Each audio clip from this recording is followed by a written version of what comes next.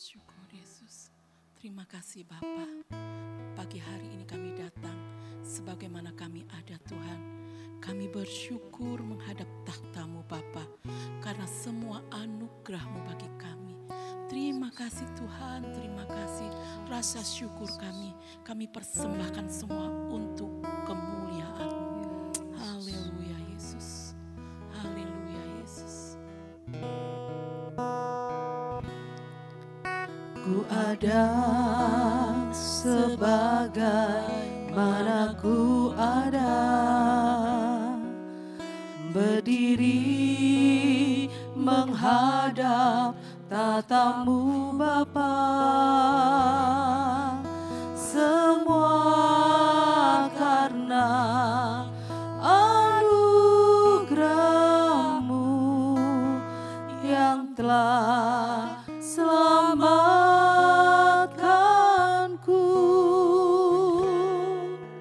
Ku hidup dalam segala kelimpahan, ku layak untuk melayani Tuhan. Semua karena anugerah-Mu tercurah bagiku. Besar anugerah-Mu, berlimpah kasih-Mu.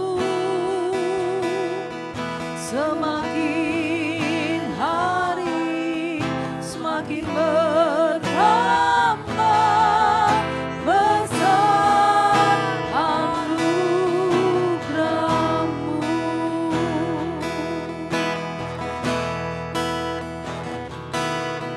Ku ada sebagaimana ku ada,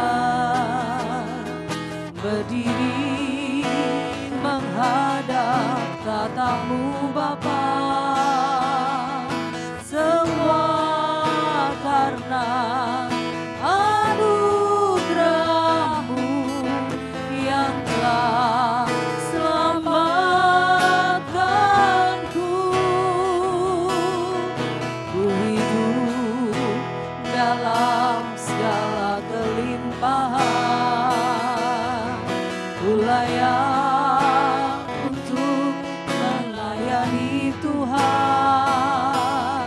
Semua karena anugerah-Mu tercurah bagiku. Besar anugerah-Mu, berlimpah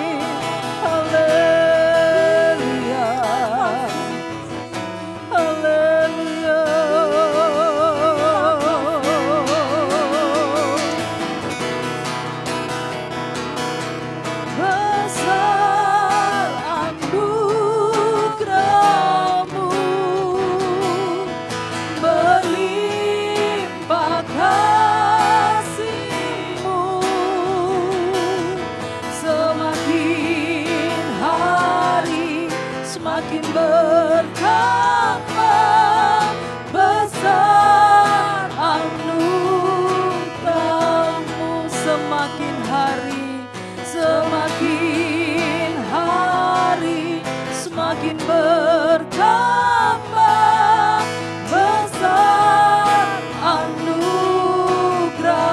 semakin hari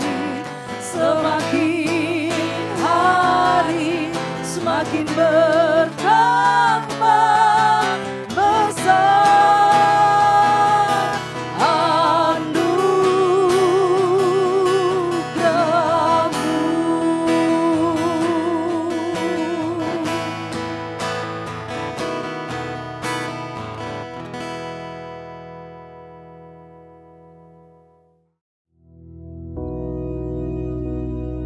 Bapa kami yang di surga, dikuduskanlah namamu, datanglah kerajaanmu, jadilah kehendak-Mu di bumi seperti di surga.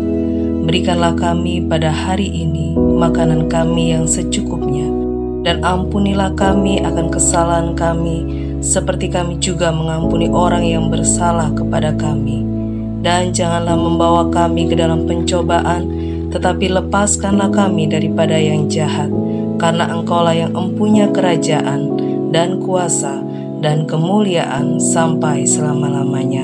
Amin.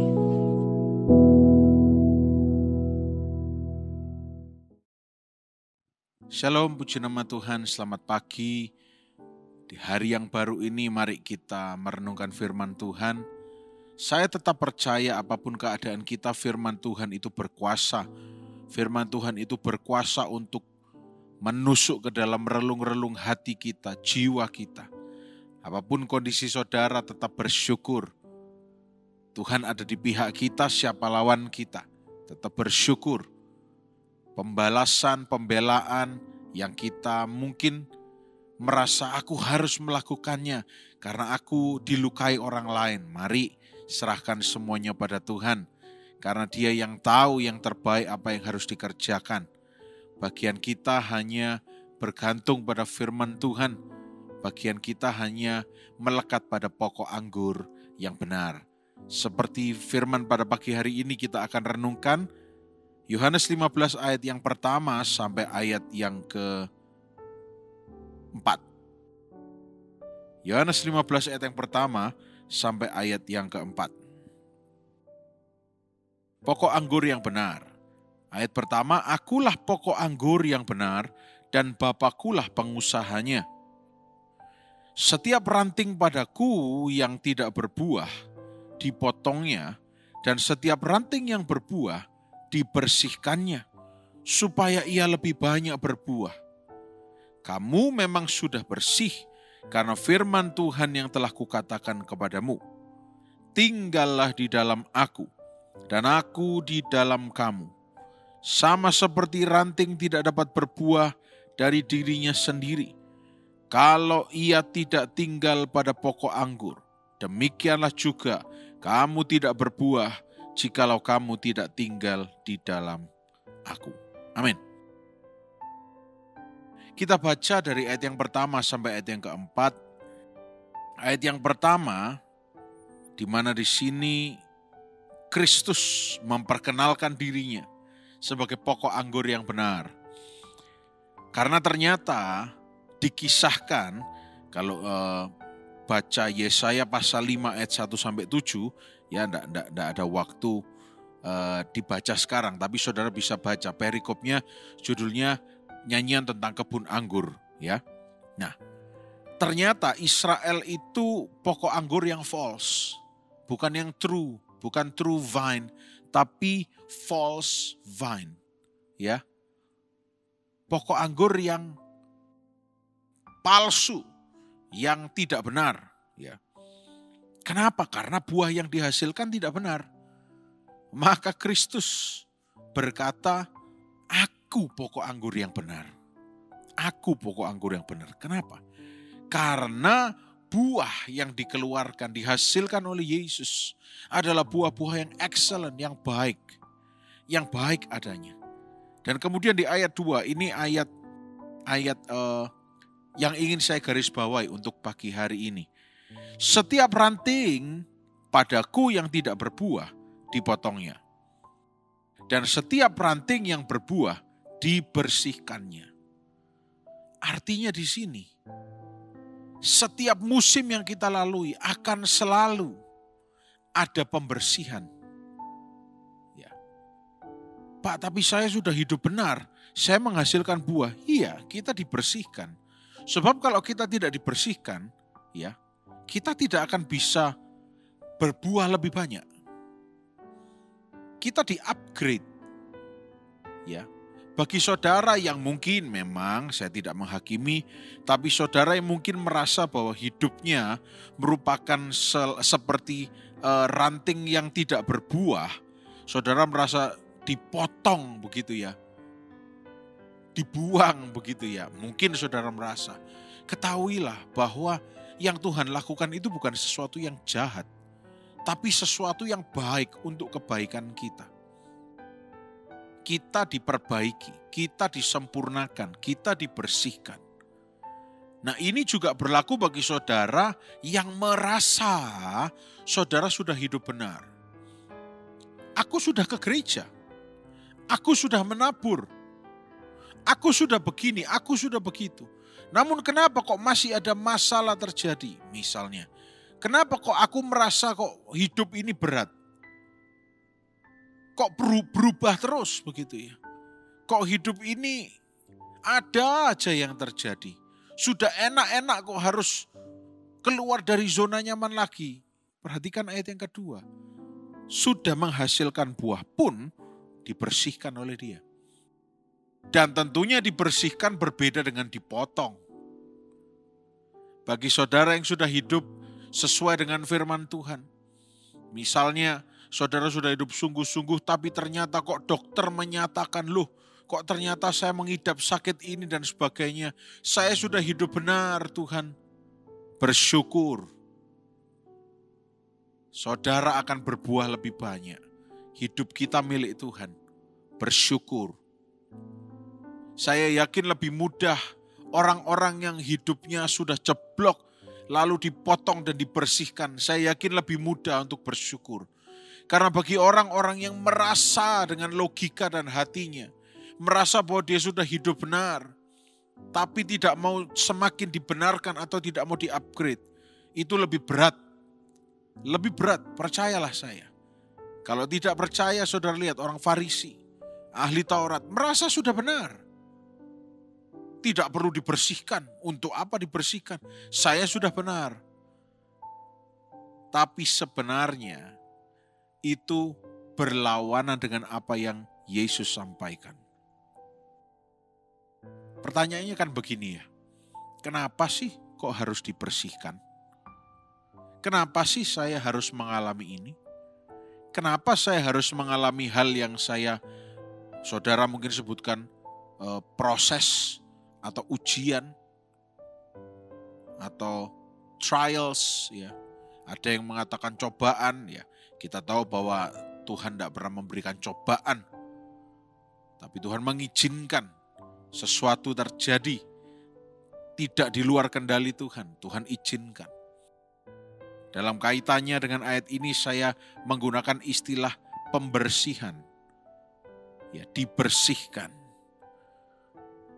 Bukan di purge, dihancurkan. Tetapi di pruning, dibersihkan. Ya. Kenapa kok harus ada pembersihan? Jawabannya ada di ayat 2 tadi kita sudah baca. Dan camkan ini di dalam roh saudara. Hati saudara. Supaya lebih banyak berbuah. Kadang-kadang yang kita mau lebih banyak berbuahnya, dibersihkannya tidak mau. Saudara, kalau saya umpamakan begini. Gelas itu ada kapasitasnya. Misal katakan 220 mili. Dan gelas itu pernah saudara pakai untuk menghilangkan dahaga saudara. Menghasilkan sesuatu untuk tubuh kita. Tapi saudara tidak minum sampai habis, beri perumpamaan seperti itu. Sehingga masih ada sekitar 50 mili. Ya. Dan saudara simpan air di gelas itu berhari-hari, berminggu-minggu. Sampai akhirnya saudara menggunakan gelas itu lagi untuk diminum. Dan kalau airnya belum habis dalam gelas karena menguap oleh karena panas dan sebagainya, mungkin masih ada sisa berapa cc. Ketika saudara mau mengisi lagi, maka tidak akan bisa 220 cc lagi, kecuali air yang ada dalam gelas itu dibersihkan. Bisa berisi 220. Kalau tidak dibersihkan, ya tidak bisa lebih banyak. Ya 220 dikurangi berapapun sisa yang ada di gelas itu, entah 20 cc atau berapa. Itu contoh simpelnya. Kalau tidak mau dibersihkan. Tapi ini tidak sempurna sama sekali contohnya. Contoh yang sempurna yang Yesus berikan, pokok anggur. Kalau saudara hobi berkebun, saudara pasti tahu istilah pruning, dibersihkan. Di depan gereja juga banyak tanaman dan saya sering lihat, dari dulu saya kecil, Mak Sun, Bu Hosea juga seperti itu. Kalau ada daun yang coklat-coklat sudah rusak itu diambili. Kenapa? Buat apa? Biarkan saja. Supaya bisa tumbuh lebih banyak. Supaya bisa tumbuh lebih banyak. Nah, oleh karena itu, orang percaya kita dikasihi Tuhan. Ya, kita dibersihkan oleh Tuhan itu karena kita dikasihi Tuhan. Kalau kita tidak dibersihkan, kita tidak akan menghasilkan buah lebih banyak. Jadi apapun yang saudara alami saat ini, catatan dalam kurung, apapun yang saudara alami saat ini mungkin berat. Dalam kondisi yaitu bahwa saudara sudah hidup takut akan Tuhan. Tapi kok masih mengalami tantangan yang berat. Bersyukur karena Anda sedang dibersihkan untuk berbuah lebih banyak. Amin. Bersyukur. Jangan sikapnya malah seperti orang yang tidak kenal Yesus. Bersungut-sungut, ngomel sana ngomel sini. Berarti Anda memang tidak mau berbuah lebih banyak. Berarti Anda memang orang yang ya sudah gini-gini saja. Kalau begini-begini saja, ranting yang tidak berbuah akan dipotong. Ayat yang ketiga, apa yang membersihkan kita? Kamu memang sudah bersih karena firman yang telah kukatakan kepadamu. Kita dengarkan firman. Firman itu membersihkan kita. Makanya firman Tuhan seringkali gak enak kalau kita dengar. Kayak nyinggung kita. Karena memang itu membersihkan kita. Membuat kita lurus lagi. Membuat kita dibersihkan, dibenarkan lagi. Tidak terkontaminasi hal yang lain-lain. Oleh karena itu, Tuhan sudah kasih pesan di ayat yang keempat. Makanya tinggal di dalam aku dan aku di dalam kamu. Saya tiba-tiba dapat sebuah istilah yaitu intertwined. Intertwined itu seperti halnya kalau begini ya. Saudara mengikatkan, kalau saudara dulu pernah main lompat tali. Ya. Bagaimana saudara mengkaitkan tali yang karet yang satu dengan karet yang lain? Ya, dikaitkan dengan sebuah simpul yang ngelepasnya hanya bisa kalau simpul itu dibuka, intertwined, melekat, nempel. Ya. Ranting ini melekat, tidak melepaskan diri. Karena kalau tidak melekat, ranting itu tidak bisa berbuah dari dirinya sendiri. Sumber makanannya, sari-sari makanannya dari pohon. Tapi kalau ranting ini melekat pada pokok anggur pohon, ya, kita akan berbuah. Ayat 4 ini berbicara apapun yang dialami, musim berganti seperti apapun tetap melekat sama pokok anggur. Karena dia pokok anggur yang benar. Dia tidak mungkin melakukan yang salah dalam kehidupan kita. Kecuali kita yang berbuat salah. Kalau kita salah, tenang, kita dipotong, dibersihkan. Tapi dalam konteks dia mengasihi kita. Oh, bersyukur. Dia memperkenalkan dirinya sebagai pokok anggur yang benar. Artinya, dia mengasihi kita dan dia akan memperbaiki kita seberapapun rusaknya kita. Saya bersyukur, saudara semua bisa kenal Tuhan Yesus. Di dalam Yesus hidup kita semua akan di-upgrade, dibersihkan, supaya bisa berbuah lebih banyak.